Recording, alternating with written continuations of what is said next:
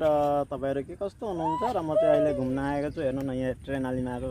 के नजारा छ भने नि त हाम्रो चाहिँ यहाँ फेरि क्रिकेट पनि खेलिरहेछन् देख्न सक्नुहुन्छ र साथै यहाँ चाहिँ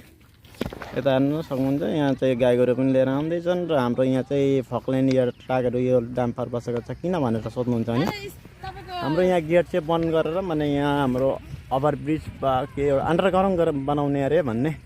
सो मैले चाहिँ सुनेको र यहाँ हेर्न सक्नुहुन्छ प्लेयरहरू हाम्रा गाउँका प्लेयरहरू कतिजना छन् खेलिरहेछन्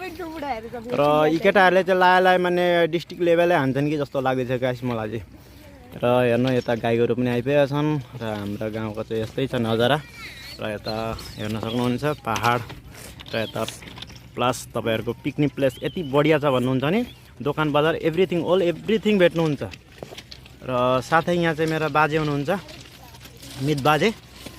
उहाँ पनि आउनु हुँदैछ र साथै यहाँ सानी बुनुहरू पनि छन् यहाँ गाउँ नि यिनीहरू चाहिँ र यता भिनाजु पनि हुनुहुन्छ। Okay guys by.